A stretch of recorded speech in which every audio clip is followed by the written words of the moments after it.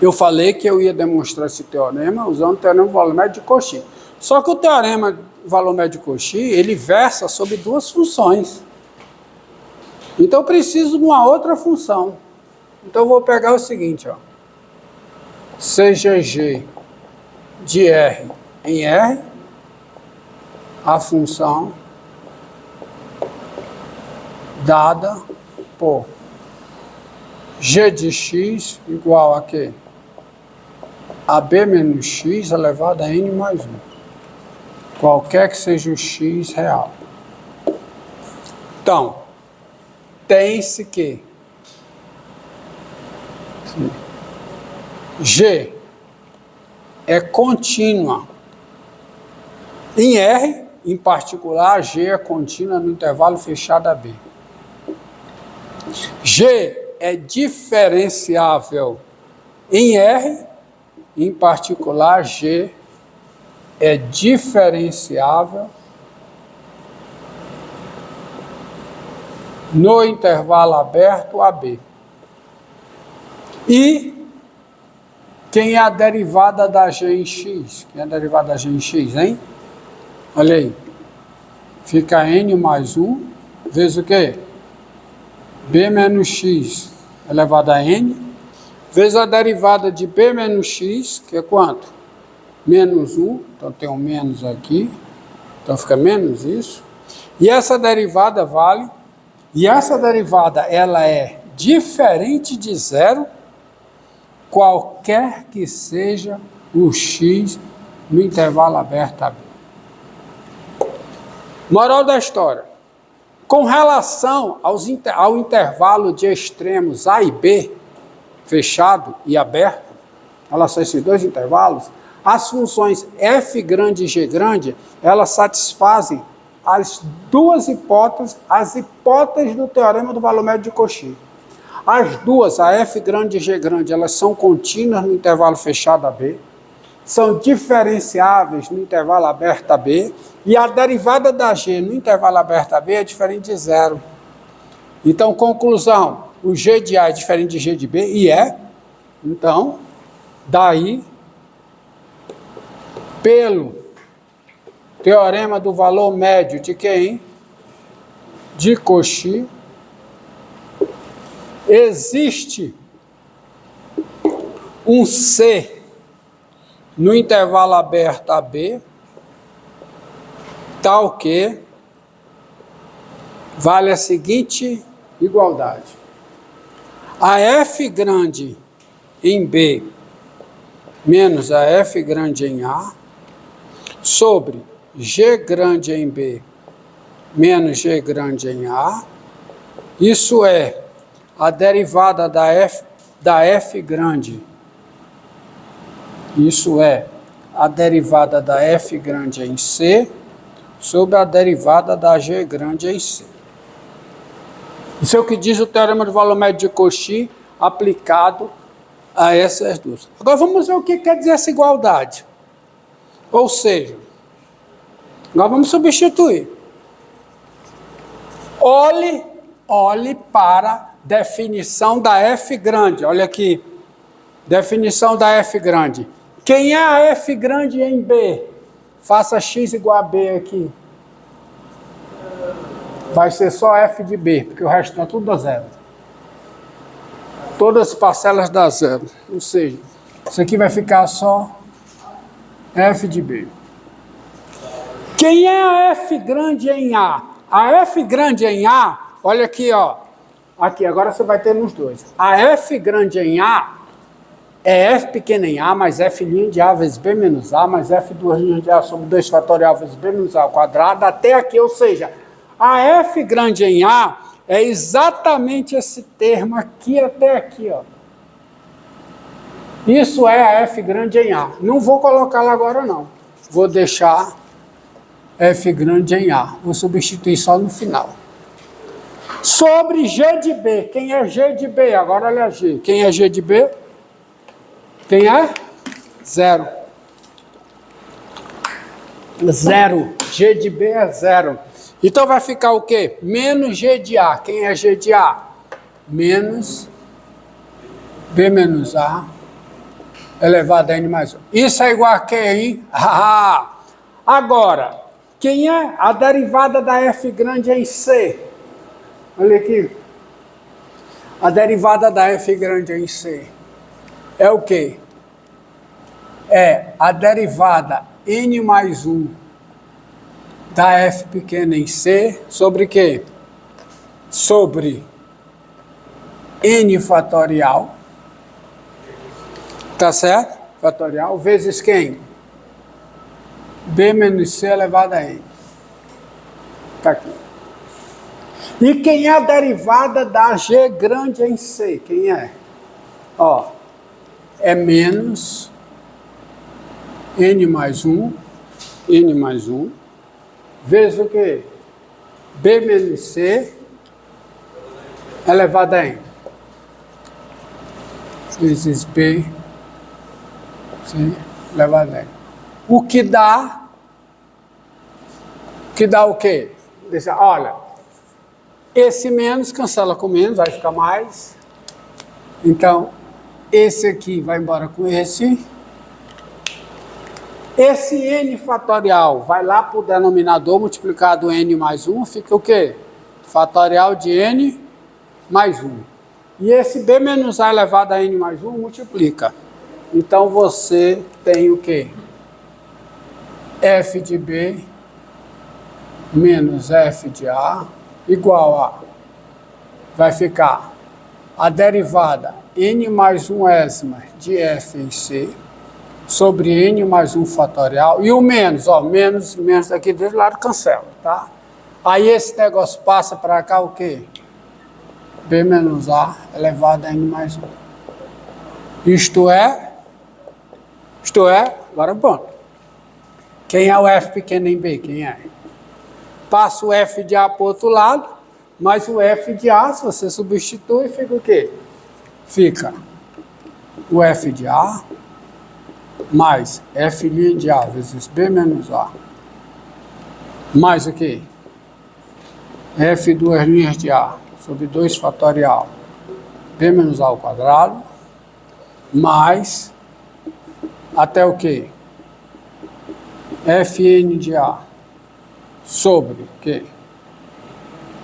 N fatorial menos A elevado a N, mais um resto, que é quanto?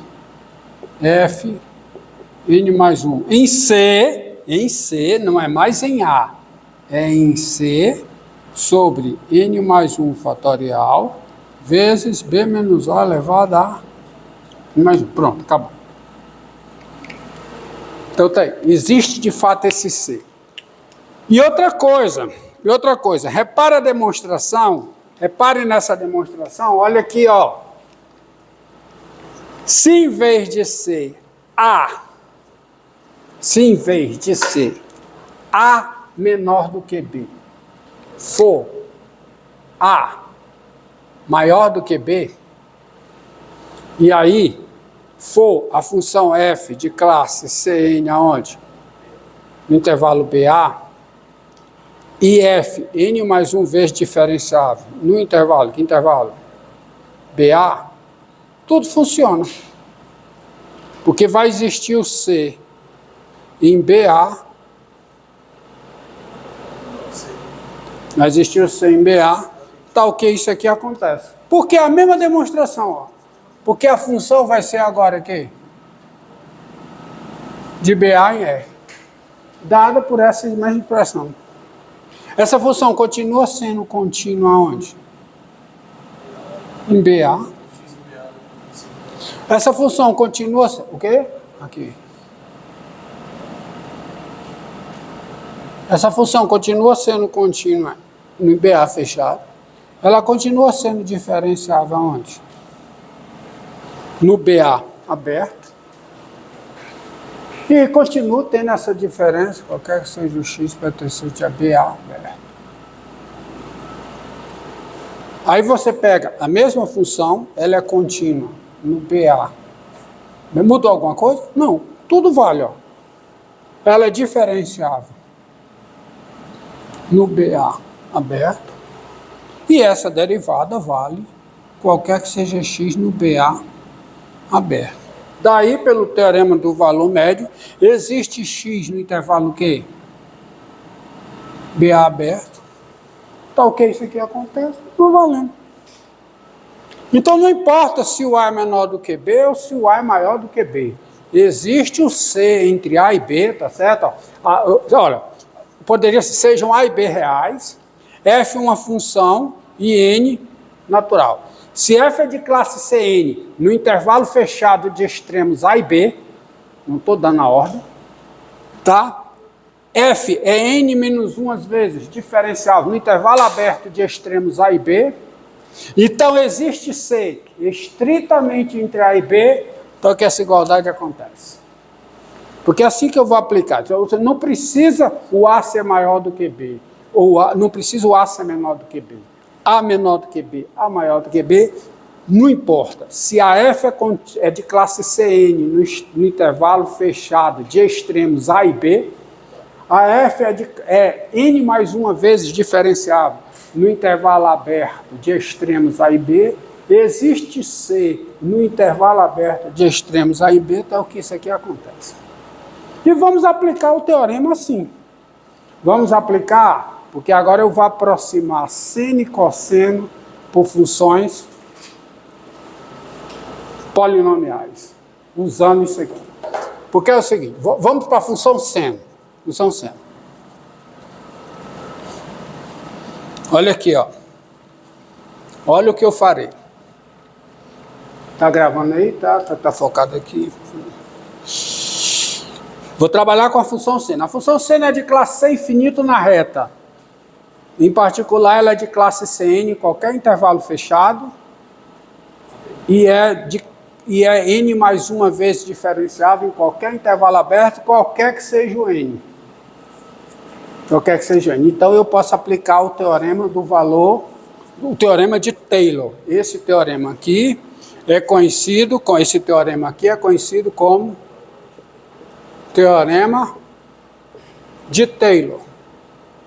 Com resto diferenciável, porque existe o resto diferencial, porque existe diferencial, porque existe o teorema de Taylor com resto integral, tá? Consulte aí, não vou dar. Então vamos lá, vamos aplicar a função seno. Então veja bem, ó.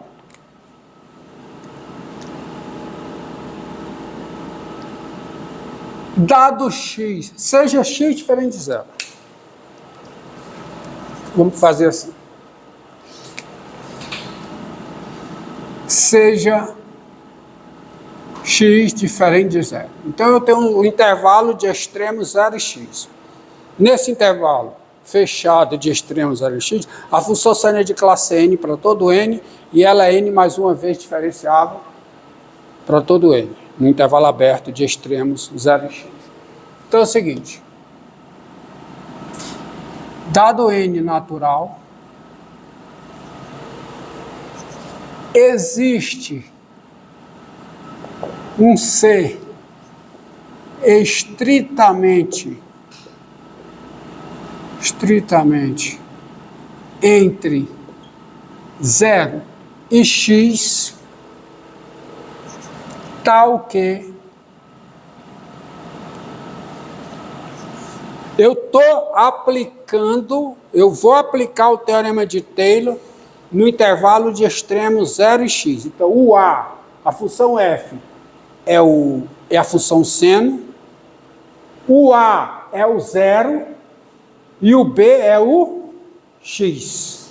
Então, vou aplicar o teorema de Taylor com f igual a quê? A seno. O A como seno 0 e o B como seno o quê? O x. Então, existe C entre 0 e x, tal que o seno de B, isto é, o seno de x é o quê? A derivada é o seno em A, ó, seno em A, é o f de A, mais a derivada, mas quem é o A, quem é? Zero, mais zero, mais a derivada do seno em A, derivada do seno em zero, vezes B menos A, que dá x, mais o quê? A derivada segunda do seno em zero sobre 2 fatorial, vezes b menos a, que é x ao quadrado, mais, vamos até a derivada terceira aqui, derivada terceira do seno no zero, sobre 3 fatorial, vezes o quê? X à terceira, mais, aí eu vou até o quê? Eu vou até mais, desculpe, mais, pontinho, pontinho, pontinho, aí fica mais, a n-ésima derivada do seno, aonde? No zero, sobre n fatorial, vezes x elevado a n, mais, o último, quem é? A n mais 1ésima derivada do seno, aonde? Em C,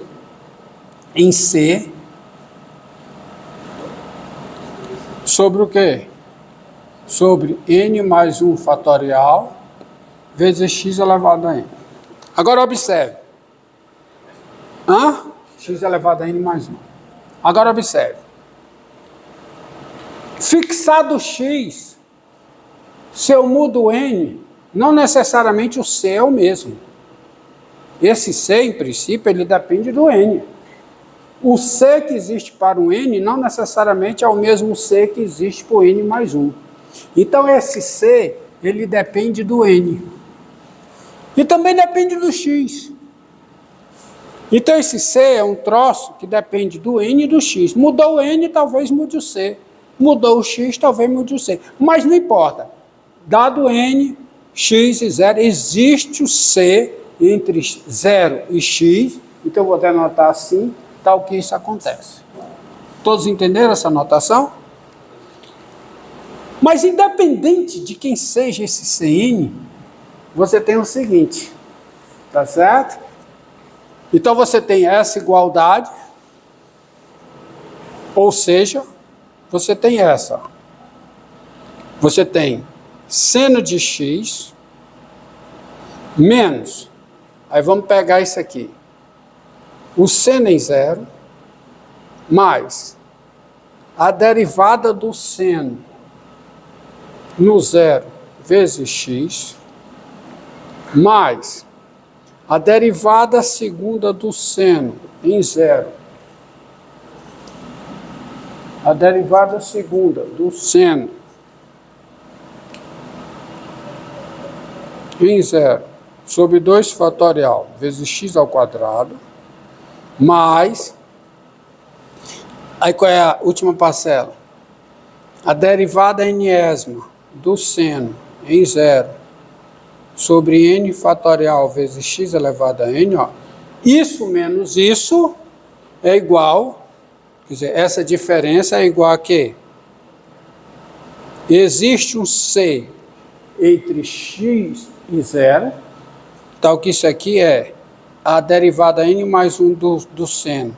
Nesse número que está entre x e zero, dividido por n mais 1 fatorial, vezes x elevado a n mais 1. Ou seja, se eu pego o seno de x menos isso aqui, dá esse valor aqui. Isso é o valor exato.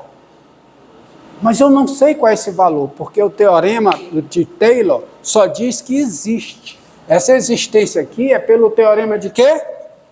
De Taylor. Eu não sei quem é, mas eu sei uma coisa. Essa diferença, ela satisfaz o seguinte, eu vou botar aqui de preto, ó.